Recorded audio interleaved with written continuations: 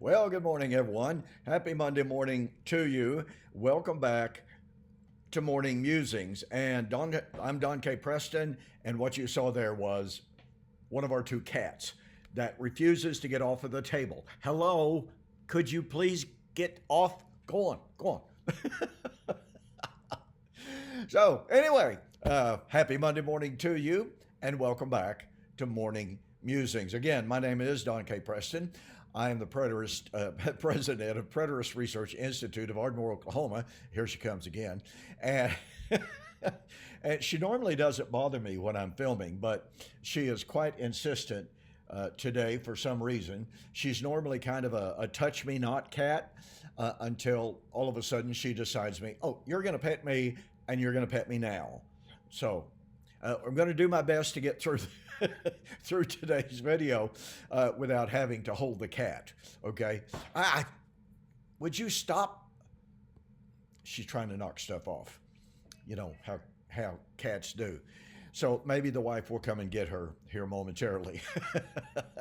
Okay, we are coming down near the close of our study of the Olivet Discourse. We've been focused on Matthew chapter 25, 31, and following for a good long while. Here comes the wife to the rescue. Thank you. So anyway, I've suggested to you that the foundational source of Matthew 25, 31 and following is in fact Joel chapter 2 and chapter 3. And look, I really honestly don't know of all that many commentators who would deny that. What's fascinating to me is how in some of the comments in response to some of my videos, I have had people make every kind of argument. They don't even really rise to the level of arguments. It's kind of like just throwing a bunch of stuff against the wall and hoping that something sticks. But nonetheless, the fact remains that Joel 2 and 3 lies behind and serves as a fountain for Matthew 25, 31 and following. Joel chapter 2 and 3 in the last days, or after those days, if you please, or it shall come to pass afterwards. I had one individual tell me, Don, you said that Peter quotes verbatim from Joel chapter 2. He doesn't. Joel says it shall come to pass afterwards. Peter said it shall come to pass in the last days. Well, evidently, here's the deal. I take Peter's authority over somebody that wants to find some kind of an excuse to avoid and to evade the force of the correlation between the two passages. I really don't know, except I don't know of any scholars except the dispensationalists who deny that Peter was saying that Joel was beginning to be fulfilled on that day. Thomas I says, and Arnold Fruchtenbaum says, there's virtually nothing that happened on the day of Pentecost that's related to the prophecy of Joel chapter 2 and 3. Oh, really? Except Peter's statement, this is that which was spoken by the prophet Joel. And Joel predicted the outpouring of the Holy Spirit. The Holy Spirit was poured out on that day. The Holy Spirit would be poured out, resulting in tongues and prophecy. On the day of Pentecost, the outpouring of the Holy Spirit resulted in tongues and prophecy. And, on and on it goes.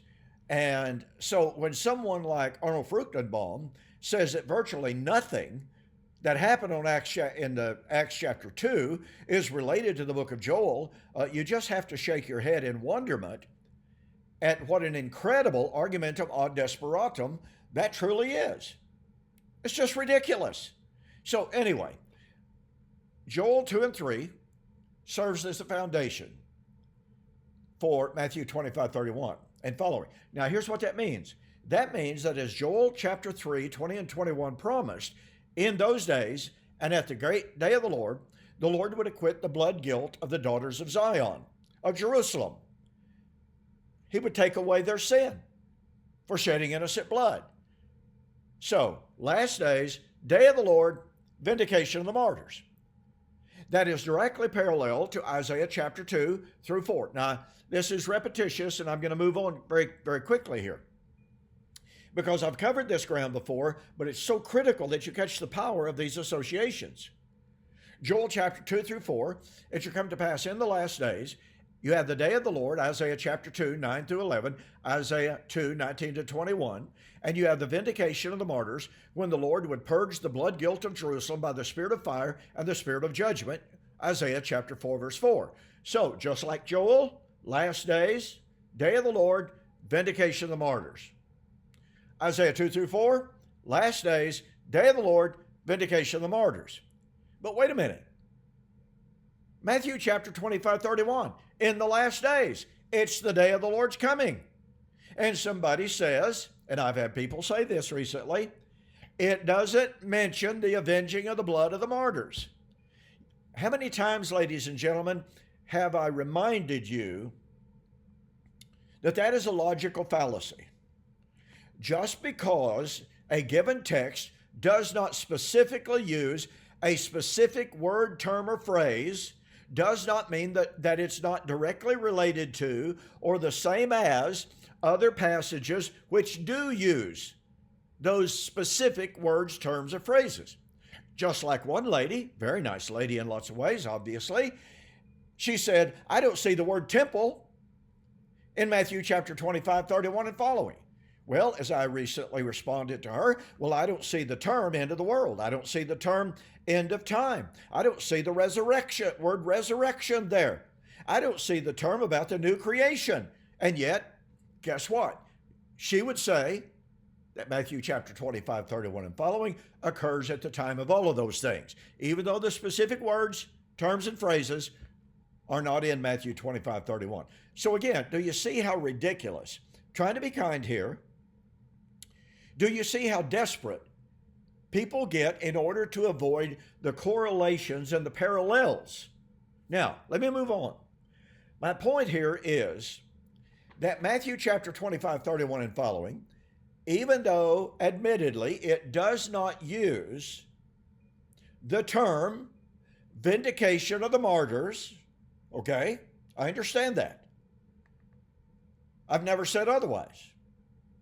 But what I do argue is, since Matthew 25, 31 and following is based upon Joel, which talks about the vindication of the martyrs, and since it is parallel with Isaiah 2 through 4, which is a prophecy of the coming of the Lord for the vindication of the martyrs, then even though Matthew chapter 25, 31 and following does not mention the vindication of the martyrs, it is nonetheless a prediction of the coming of the Lord for the vindication of the martyrs.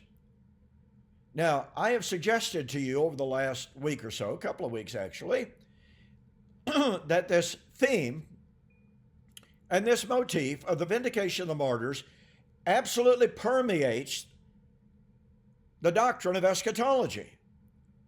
And yet, over and over and over again, we have commentators who virtually ignore the doctrine in what they consider to be eschatological passages. And they use the same logical fallacy of saying, well, you know, over there in 1 Thessalonians chapter 4, 13 to 18, it does not specifically mention the vindication of the martyrs. And my response to that is, so what? The brethren there were worried that their brethren who had passed away before the coming of the Lord, many of whom may have been martyrs. Okay?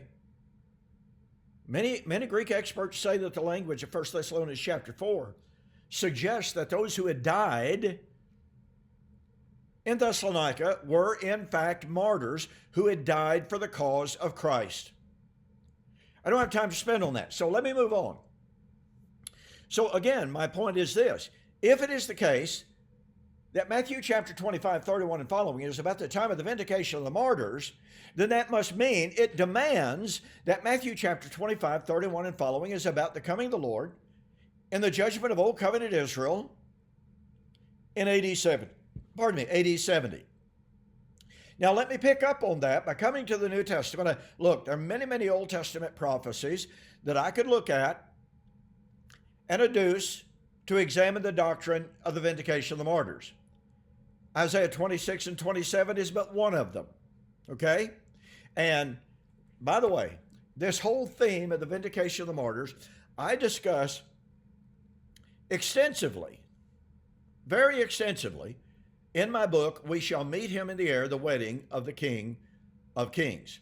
In addition, I've shared with you how Sam Dawson has written a marvelous book, Revelation Realized, the story of martyr vindication from Genesis to Revelation.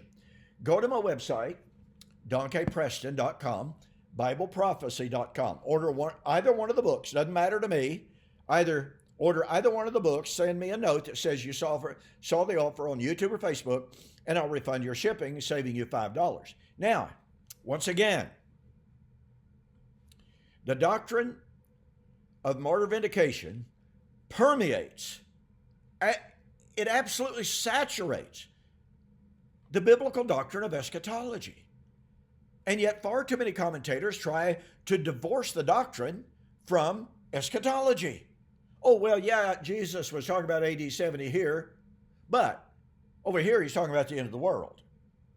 Over here he's talking about the vindication of the martyrs. Over here he's not talking about that. Oh, well, maybe he's talking about the ultimate vindication of the martyrs.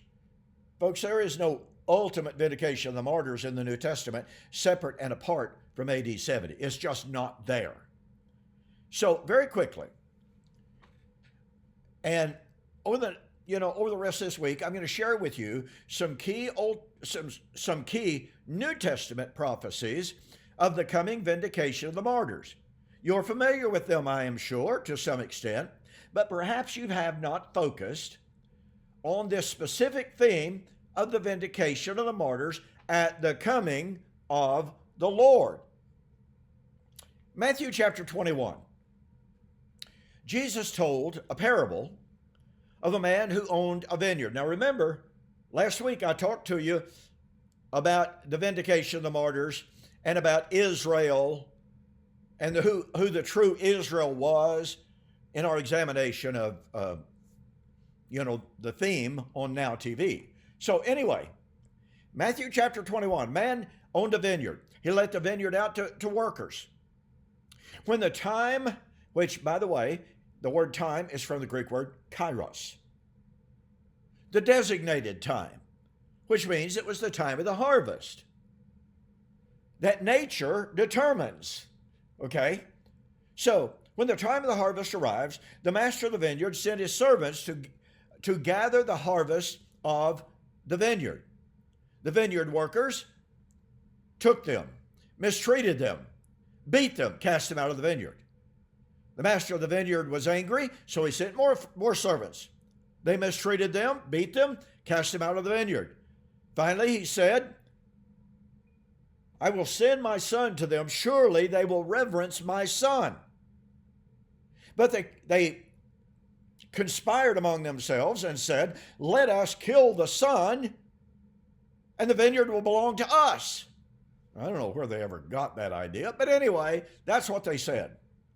Jesus asked the Pharisees who were gathered around him, what shall the Lord of that vineyard do when he comes? It's the coming of the Lord of the vineyard. The word come there is from the word elthi, which is from the Greek word erkomai, which is used in Matthew chapter 24, 29 and following to describe the Lord's coming in AD 70. But it's also used in passages that futurists apply to the so-called end of time. Erkomai is a verb. So the point being that Matthew chapter 21 is talking about the coming of the Lord. Why was the Lord going to come? To vindicate the suffering of his servants. And of course, the irony of the text is those Pharisees said, he will utterly destroy those wicked husbandmen. And you gotta know that Jesus was just standing there going, yep. Out of your own mouth, guys. Have you never read the prophecy, the stone which the builders rejected has become the chief cornerstone, and it shall crush and destroy the chief builders? Have you never read that? He's drawing their attention back to Psalms 118:26. The stone which the builders rejected has become the chief cornerstone. Drawing their attention to Daniel chapter 2 and the stone cut out without hands that was going to crush and destroy the other kingdoms. Drawing their attention to the laying of the foundation stone, and those who would reject it would be crushed. Isaiah 28:16 and following. And Jesus said, you know, guys, out of your own mouth you've condemned yourself, and verily I say to you, the kingdom of heaven shall be taken from you and shall be given to another nation, bringing forth the fruit thereof. This is incredible. Here is a parable that is about the vindication of the martyrs. You have the coming of the Lord,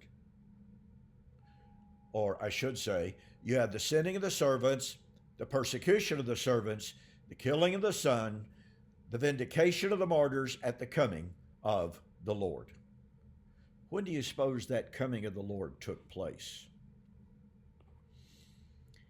We're not still waiting for it, ladies and gentlemen. That was in AD 70. And you know, I'm out of time. So, tomorrow we're going to continue looking at some New Testament prophecies and passages which talk about the vindication of the martyrs. You don't want to miss it. Hey, be sure to order one of those books I mentioned to you. We Shall Meet Him in the Air, The Wedding of the King of Kings, or Revelation Realized by Samuel Dawson. Order either one of the books. Hey, order both of them. You'll be glad you did. In the meantime, I'll see you on the flip side.